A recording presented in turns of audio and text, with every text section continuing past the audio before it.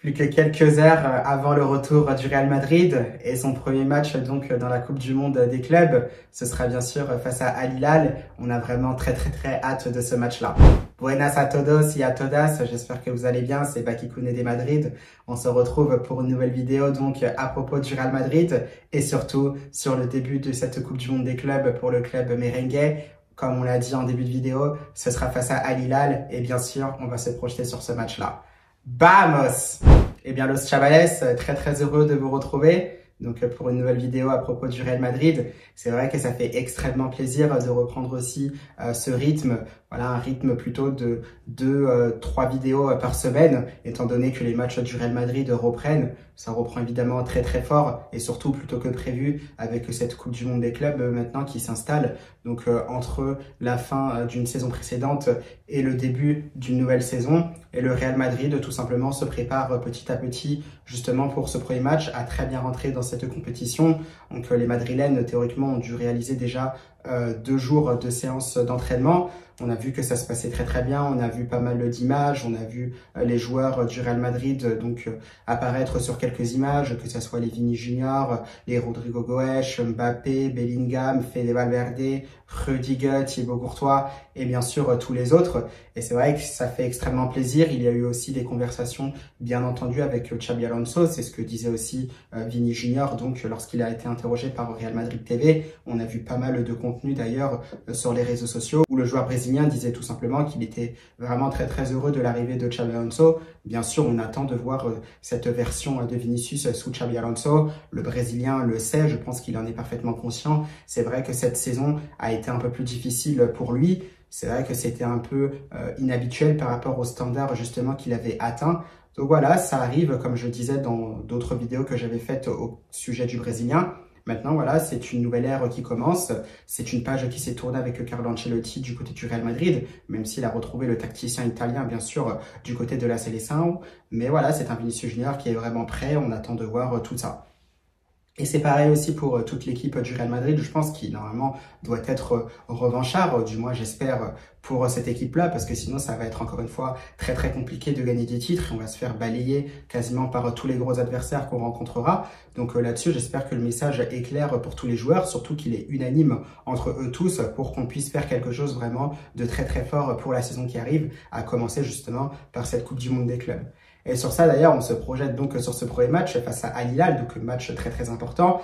Comme vous le savez, le Real Madrid, bien qu'on puisse dire qu'il y ait d'autres équipes, qu'il y a Manchester City, qu'il y a le Paris Saint-Germain, bien sûr, qui est justement champion d'Europe en titre. Le Bayern Munich aussi est également là avec ce claquant 10-0 face à Auckland City. Voilà, un 10-0 qui aura fait aussi beaucoup parler. Mais toujours est-il que les attentes, les plus grosses attentes, quoi qu'on dise, quoi qu'on veuille, elles restent bien sûr du côté du Real Madrid. On le sait, ça bien sûr, il n'y a pas besoin de le présenter. C'est bien évidemment le plus grand club du monde de par ce qu'il a accompli et de par ce qu'il continue justement à faire. Alors c'est vrai, bien sûr, ils n'ont pas gagné la Ligue des Champions cette année, mais au vu de toutes les Ligues des Champions qu'il a gagnées très récemment, voilà, c'est vrai que ça ne change pas grand-chose justement à ce qu'est le Real Madrid, le fait bien sûr qu'il soit toujours craint. Et c'est vrai que je pense que malgré tout, nous, en tant que supporters, on va surveiller ce qu'il se passe côté madrilène, voir justement ce qui nous attend avec cette nouvelle ère lancée par Xabi Alonso.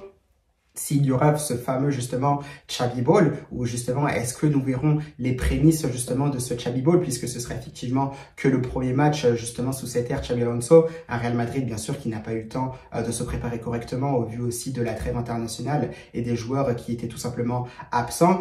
Donc voilà, on attend de voir ce qu'il se passera et je parie aussi que les autres favoris, donc nos adversaires principaux, nos concurrents justement directs, vont bien sûr regarder ce match-là avec un œil attentif, voir aussi de quoi sera capable ce Real Madrid-là, parce que c'est vrai, à vue d'œil, ce Real Madrid-là qu'on a vu la saison dernière, peu d'équipes finalement pouvaient s'inquiéter d'elle, tant c'est vrai que c'était irrégulier dans ce qu'il proposait et surtout on n'arrivait pas à détecter quelque chose vraiment de concret et de cohérent. Là c'est vrai, je pense qu'on va être très attentif parce que c'est justement un entraîneur très rodé tactiquement qui travaille vraiment très bien avec des superbes idées justement qui peut donner un nouveau souffle à ce Real Madrid et surtout qui peut le rendre vraiment méconnaissable et surtout machiavélique pour ses adversaires, du moins ses futurs adversaires, parce qu'on le sait dans cette équipe du Real Madrid, il y a quand même beaucoup de talent. Donc voilà, par rapport à ça, on attend vraiment de voir ce match-là. même si c'est vrai qu'on a beaucoup de talent dans cette équipe-là. On a présenté les joueurs. Bien sûr, on peut retrouver aussi des joueurs comme Camavinga, Trent Alexander-Arnold ou encore Dean Huijsen. Mais c'est vrai que Xabi Alonso a été clair justement donc dans ses messages, donc notamment avec son équipe. Bien sûr, il précisait que si vous ne courez pas justement, eh bien, quel que soit votre nom, vous ne jouerez pas. Bien sûr, attendre le ballon pour marquer, ça ne suffira pas. Il faut courir, courir et courir, mettre de l'intensité parce que c'est ce que le football d'aujourd'hui demande. Donc, bien sûr, on va voir si son message va être entendu. Moi, j'ai vraiment hâte de voir tout ça parce qu'on peut se dire justement avec les joueurs qu'il a, est-ce que les joueurs vont vraiment être à l'écoute? Eh bien, ça ne dépend que d'eux-mêmes. Ça, je pense que Xabi Alonso en a certainement parlé avec les joueurs. Bien sûr, maintenant, s'ils veulent gagner des titres, parce que c'est bien aussi de penser au Ballon d'Or et je pense que malgré tout, même si au fil des années, je ne suis plus forcément fan du trophée, eh bien, je pense que ça reste quand même un rêve pour tout joueur de gagner le Ballon d'Or. Mais avant même de penser au Ballon d'Or, eh bien, si vous n'êtes pas performant en équipe, eh bien, ça devient très, très compliqué de penser au Ballon d'Or. Donc, j'espère que les joueurs, bien évidemment, ont conscience de cela. Et avant même de penser à ce Ballon d'Or-là, eh bien, être performant d'abord en équipe. Et ça passe déjà par ce premier match face à Al Hilal en Coupe du Monde des clubs. Et par rapport à ça, bien sûr, justement, on a vu Xabi Alonso mettre des choses en place. On a vu notamment des joueurs comme Arda Güler et bien sûr Trent Alexander-Arnold à la baguette pour distribuer notamment des coups francs et des centres. On voyait que ça travaillait très très bien, notamment au niveau des placements offensifs pour reprendre les ballons de la tête. On a vu plusieurs fois notamment Dean Huijsen reprendre des ballons de la tête justement sur des coups de pied arrêtés. Ça aussi, c'est très très intéressant. Des phases de jeu aussi qu'on ne voyait pas forcément sous l'ère Ancelotti, ou du moins c'était un peu différent. Là, on sent vraiment qu'il y a quelque chose qui a l'air de se mettre en place. Est-ce que ce sera concret? Est-ce que ce sera prêt justement pour une belle prestation face à Al Hilal dès ce mercredi à 21h du côté de l'Hard Rock Stadium de Miami? Parce que le match bien sûr sera là, donc à 21h, 15h heure locale. On attend bien sûr de voir tout cela, mais c'est vrai que ça peut être très très intéressant. Donc on le sait, c'est un Real Madrid qui se prépare plutôt bien, les joueurs ont l'air souriants et bien sûr on sentait qu'il y avait peut-être une composition d'équipe qui se détachait un peu. Donc bien sûr, moi j'en ai préparé une par rapport à ce qu'il se dit, surtout par rapport à ce que je pense. Si bien sûr, dans un premier temps, comme je disais dans mes premières vidéos, Xabi Alonso souhaitait peut-être d'abord partir sur un 3-4-3 ou voire même un 3-5-2, eh bien peut-être qu'au vu de la disponibilité de ses joueurs, c'est peut-être un peu compliqué pour partir sur cette composition-là dans un premier temps. Donc finalement, ce serait peut-être un 4-3-3 ou un 4-4-2 en losange qui serait peut-être aligné par le Real Madrid. Alors moi, c'est vrai que j'ai pensé justement au 4-4-2 en losange immédiatement, où bien sûr, on va assurément retrouver Trent Alexander-Arnold en tant que latéral droit. Bien sûr, Raúl Asensio devrait commencer avec Dean Huijsen dans l'axe, étant donné que Rudiger n'est pas forcément prêt. Bien sûr, à gauche, étant donné que Ferland Mendy est indisponible, ça devrait être Fran Garcia, même si c'est vrai que Fran Garcia peut être en difficulté par moment. On peut dire souvent qu'il n'a pas forcément le niveau pour le Real Madrid. C'est vrai qu'on aurait pu voir aussi Eduardo Camavinga de ce côté-là. Je ne sais pas si le joueur français est prêt, même si on l'a vu s'entraîner avec le groupe. Je ne sais pas non plus si Xabi Alonso le voit comme un latéral gauche, même si pour moi, Camavinga, latéral gauche, voilà, il faut éviter, il faut vraiment le laisser plutôt au milieu de terrain. C'est là qu'il est vraiment très performant, surtout s'il y a un entraîneur qui sait vraiment utiliser son plein potentiel. Donc moi, Camavinga, je l'attends plus au milieu de terrain, bien évidemment. Donc, comme on le disait, donc cette défense avec Trent Alexander-Arnold, bien sûr, Huijsen et Raúl Asensio dans l'axe, Fran Garcia certainement en tant que latéral gauche.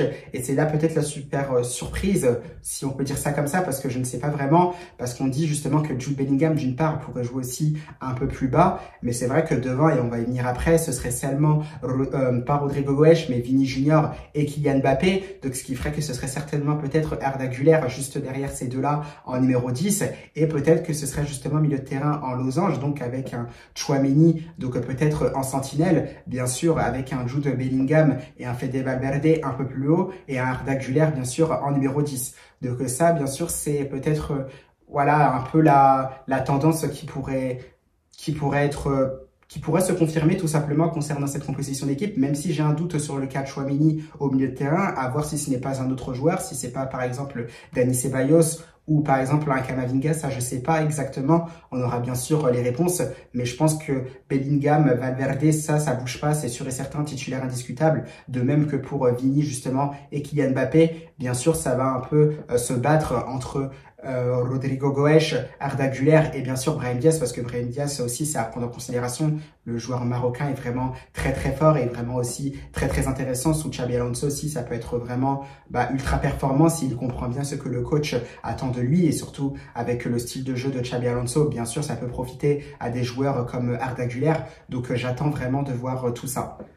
Donc finalement, c'est assez bien présenté. On attend bien sûr pas mal de verticalité de la part du Real Madrid, un pressing constant justement comme le disait Xabi Alonso. Surtout, on attend des progrès dans les sorties de balles parce que c'est vrai qu'avec Carlo Ancelotti la saison dernière, c'était très très compliqué. Un Real Madrid qui peinait vraiment à sortir toutes ses balles de derrière contre tous ses adversaires. Mais vraiment, quand je vous dis contre tous ses adversaires, c'est vraiment une vérité. Et justement, on attend vraiment un changement de ce côté-là. Et ça passe bien sûr par ce premier match face à Al Hilal.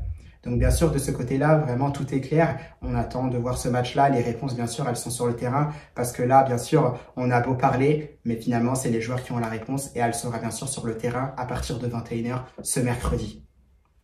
Et suite à ça, donc après, il faut quand même se méfier de cette équipe d'Al Hilal, qui reste quand même aussi une belle équipe, qui avait été aussi championne d'Arabie Saoudite, qui avait terminé aussi devant, par exemple, le Al Nasser de Cristiano Ronaldo, qui avait d'autres joueurs, par exemple, comme des Sadio Mané, Brozovic ou encore Emeric Laporte, ou encore le Al Ittihad de Karim Benzema, avec bien sûr des joueurs comme N'Golo Kanté. Donc bien sûr, Al Hilal, pardon, qui était vraiment une belle équipe, qui avait aussi Neymar dans ses rangs, même si le joueur brésilien n'a quasiment joué aucun match, tout simplement. Mais il y avait d'autres joueurs. On a vu des joueurs comme Kalidou Koulibaly, si je ne me trompe pas, Milinkovic-Savic, Mitrovic, Malcolm. Ça, bien sûr, ce sont des joueurs qui peuvent jouer assurément dans des très bons clubs d'Europe. Donc l'opposition va être vraiment réelle pour le Real Madrid. Et si on sous-estime cette équipe de Al Hilal, ça peut vraiment être très difficile. Donc attention à cela, tout en sachant qu'on peut aussi retrouver des joueurs comme Renan Lodi ou je crois Ruben Neves aussi qui sont très très intéressants. Donc non, ça va être une vraie opposition, ça va pas être facile. On attend vraiment de l'unité dans cette équipe du Real Madrid. Bien sinon, on peut avoir une mauvaise surprise dès le premier match justement de cette Coupe du Monde des clubs. Et après, on sera tout simplement encore une fois la risée du monde entier parce qu'on a une superbe équipe, mais encore une fois, on n'est pas capable de faire quoi que ce soit. Donc on attend vraiment quelque chose de ce Real Madrid-là.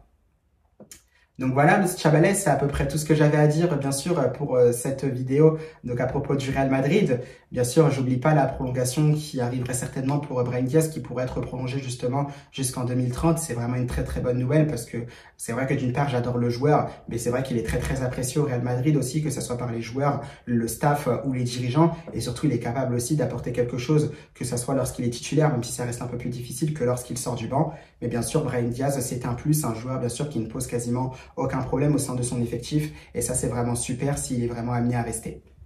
Donc voilà pour cette petite parenthèse, Los Chavales, et bien sûr on va se quitter là. J'espère que cette vidéo vous aura plu, j'espère que vous êtes vous aussi très content de revoir le Real Madrid à partir de ce mercredi. Pour moi c'est le cas, bien sûr on attend avec des résultats, bien sûr c'est l'équipe la plus attendue. Maintenant on attend des réponses de la part des joueurs. Nous c'est vrai qu'on a confiance en eux, c'est vrai qu'on a quand même été déçus globalement donc la saison dernière. Maintenant, cette saison-là est passée, il faut évidemment passer à autre chose. On attend beaucoup d'eux. Maintenant, on sait que ce sont les meilleurs. Ça, c'est sur le papier. Sur le terrain, ça reste autre chose parce que ce sont d'autres équipes qui sont meilleures que nous, du moins sur le terrain. Maintenant, si vous voulez montrer que vous êtes les meilleurs, les gars, il faut le montrer tout simplement sur le terrain. Donc, on compte vraiment sur vous et on a hâte de vous retrouver donc ce mercredi à 21 h donc pour ce match de Coupe du Monde des clubs face à Al Hilal. Eh bien, Los Chavales, bonne soirée. Et on se retrouve donc mercredi soir après ce premier match du Real Madrid face à Al Hilal. Et surtout, à la Madrid. Vamos!